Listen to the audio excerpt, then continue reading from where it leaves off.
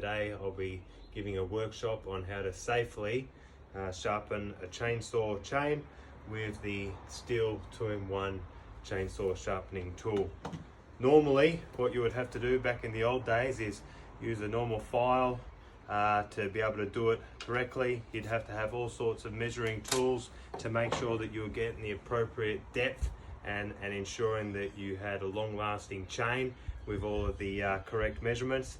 This has been completely overridden now with Sthil's 2-in-1 chainsaw sharpener, which actually has the ability to not only file the cutting tooth itself, but also file down the depth gauge of the chain, which is what I'm going to show you now.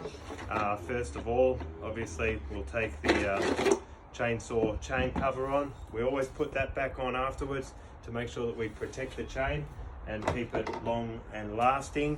So all you'll need for this lesson is obviously a chainsaw. I've just got a Sthil MS250, fantastic little machine that has done me well over these past few years.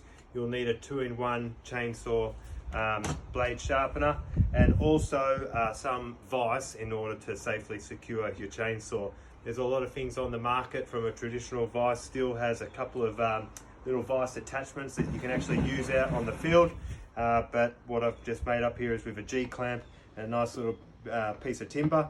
Made the own vise. Chainsaw fits in there perfectly, secures the actual bar, and make sure that our chain moves as well. But before we touch any of the components, obviously safety first. Make sure we've got on our correct PPE.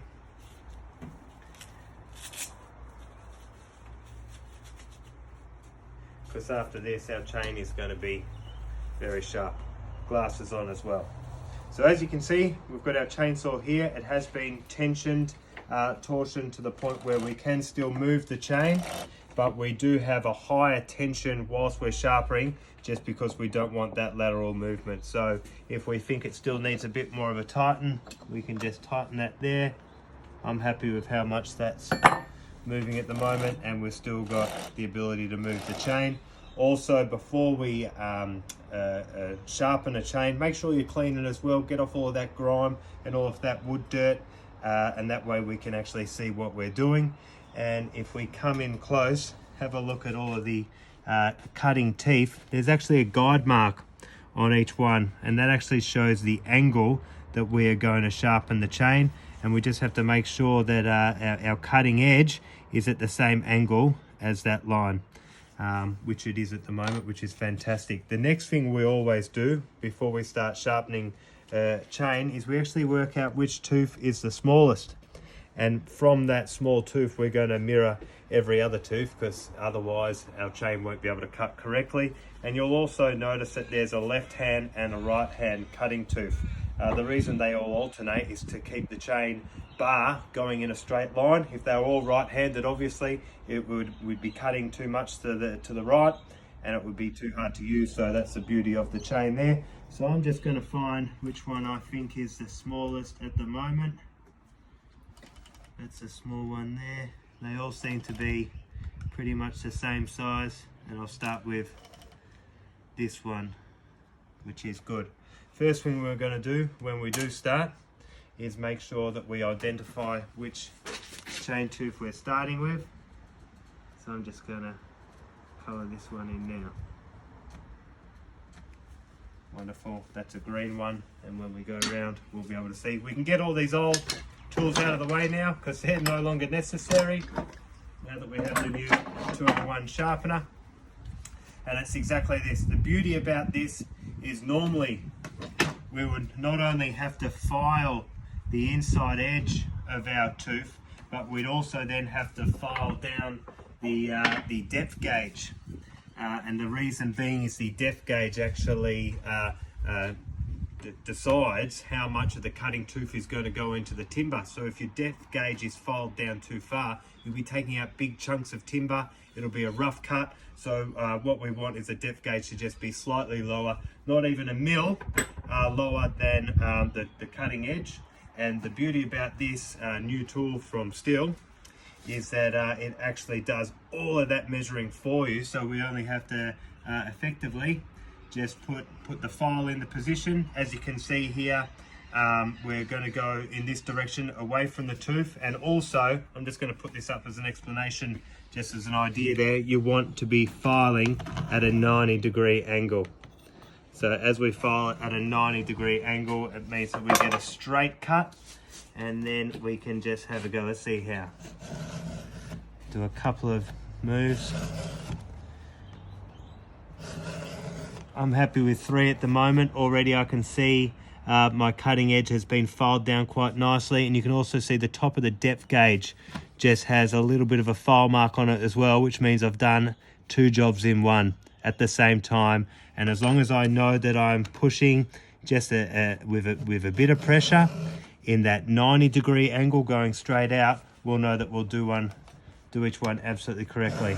So we'll give this another file now. And we'll keep on going until we get to the green marker point.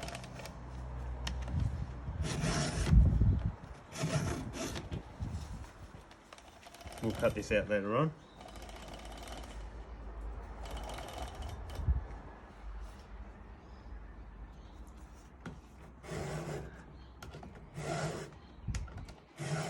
And we're back to where we started with the green marker point. So now that we have done all of the right hand cutting teeth, we just loosen off. We don't even have to do that actually. I'm going to start that again.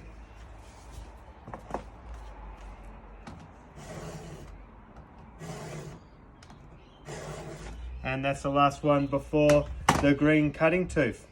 So now that we have done that, actually it would have been this way.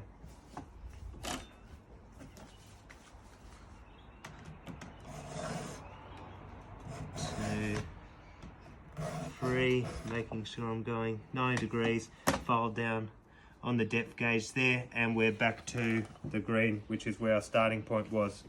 All we have to do now to do the other side is move the chainsaw around. All of a sudden we're going to be switching over our file, and we'll start at the green point again.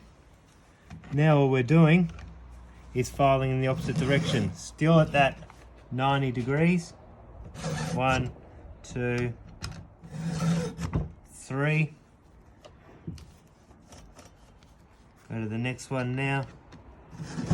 1, 2, 3. Just each time you're doing it, making sure that you're applying the same amount of pressure, sticking with the 90 degrees from the actual bar. And then this angle, as we mentioned before when I said the marker line is there giving us the angle, the beauty about the 2-in-1 is that the file is actually stuck on that same angle as well. It's not foolproof, but with the right training, it's absolutely magnificent. And we'll keep going until we've done every tooth in the chain.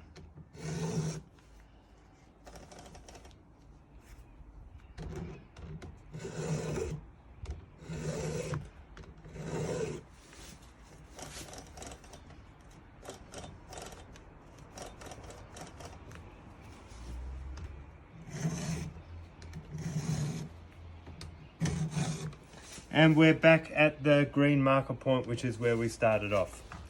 So it is that simple. A few other pointers as well.